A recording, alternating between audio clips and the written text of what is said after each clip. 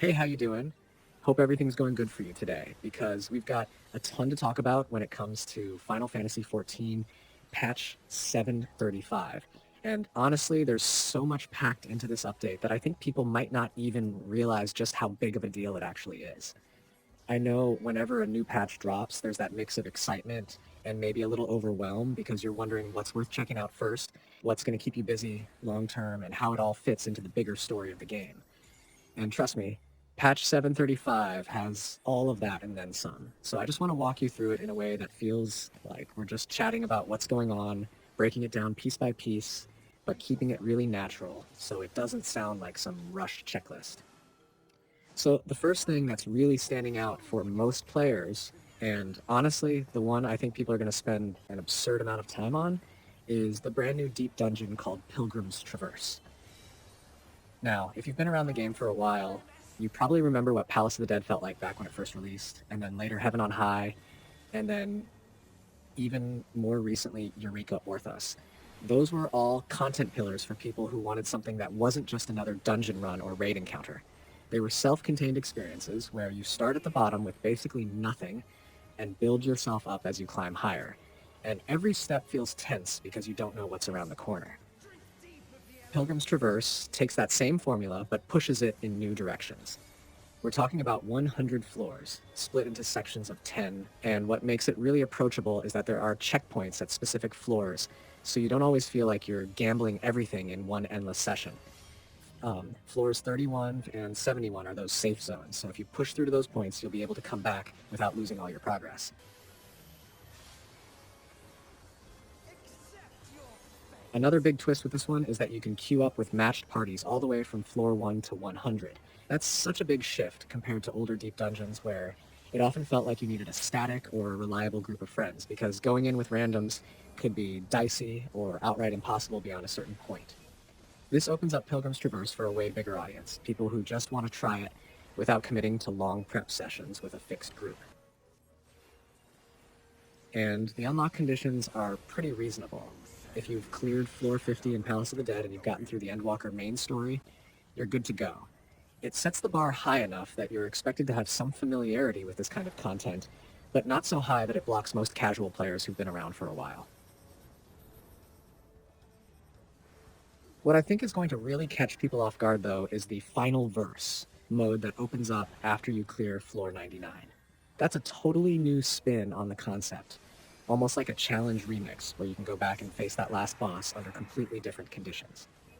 And then there's the so-called quantum version, which sounds like it's going to throw a twist at you that really shakes up how you approach the fight. If you're someone who lives for figuring out new strategies and testing yourself, this is going to keep you glued for weeks, maybe even months, because it adds replay value on top of what was already a replay-heavy mode. But that's just one chunk of what patch 735 is offering. Another big thread running through this patch is the new Allied Society quests featuring the Yok Huy. This is where the lore side of the patch really shines, because the Yok Huy are this group living in the mountains of Urkopacha. They've got this unique bond with snow spirits. Things have taken a bad turn, though. The spirits are becoming hostile, and the storyline is all about figuring out why that's happening and helping restore some kind of balance. If you've been enjoying how Dawntrail has been expanding into these new cultural and environmental stories, this is going to add more depth. It's not just go here, kill that. It's about stepping into a community and learning about their history, their struggles, and how you can make a difference. And those kinds of stories are where Final Fantasy XIV really shines. They build these quieter, slower burning connections that later pay off in bigger arcs. And for lore fans, this is the good stuff. Speaking of ongoing stories, we can't ignore the return of Inspector Hildibrand in patch 7.35. You already know what that means. Chaos, slapstick, wild facial expressions, and over-the-top antics that somehow still manage to pull your heartstrings when you least expect it.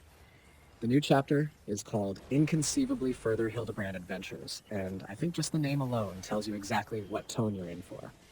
Nashu is back, Detective Hardboiled is back, and Hildibrand himself is waking up from another one of his strange accidental slumbers, right into yet another ridiculous case. It's the kind of questline that breaks up the seriousness of the main story and gives you something lighthearted to look forward to, and even if you're not usually into goofy side content, I'd say Gyeontai I'd say give it a shot because Hildibrand always ends up tying back into weapon quests or rewards that are actually worth it. Now, I know a ton of people have been excited about this one, the collaboration with Monster Hunter Wilds. Crossovers in Final Fantasy XIV always make waves, and this one's especially huge because Monster Hunter as a series already has such a dedicated following. The collab is bringing in a new trial where you'll face Guardian Arkveld, and that's set up as an 8-player fight with both normal and extreme versions. If you've ever done the Rathalos trial from the earlier Monster Hunter collab, you, you know this isn't just going to be a reskinned primal. They tend to design these trials to feel like Monster Hunter fights inside 14's system, which means mechanics that feel distinct from your usual raid bosses. The rewards are where it really gets fun though. Expect themed weapons, mounts, and minions, and if the past collabs are any indication, these rewards are going to look amazing and probably become flex pieces for years to come. People still show off their Rathalos mounts, so you can bet whatever comes out of Guardian Arkveld is going to have that same long-term bragging rights feel.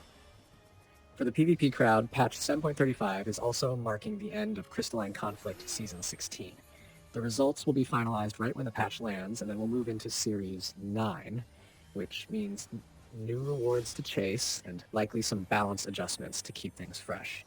It's always interesting to see how the developers fine-tune PvP, because even small changes in action potency or cooldowns can completely shift which jobs dominate the arena. There's also chatter about possible new maps or environmental tweaks, but at the very least, you can expect adjustments that shake up the meta and give everyone a reason to jump back in. Timing-wise, this patch is slotted somewhere between September 30th and October 7th, so we're literally on the edge of it right now.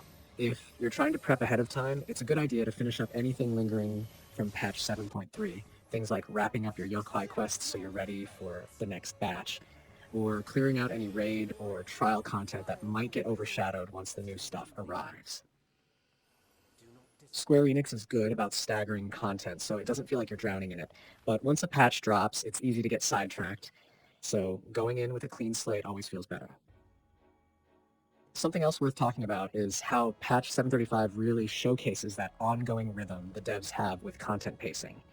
If you've noticed, they've gotten into this cycle where each 0.5 patch isn't just filler. It's about extending the life of the big patch that came before.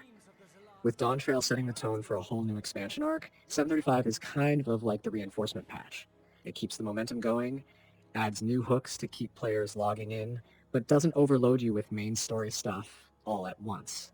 And honestly, I think that's one of the smartest ways they've managed to keep this game thriving for so long. They know not everyone is raiding Savage or tackling every extreme trial, but almost everyone finds something to latch onto, whether it's story quests, PvP, deep dungeons, or just fun crossover events.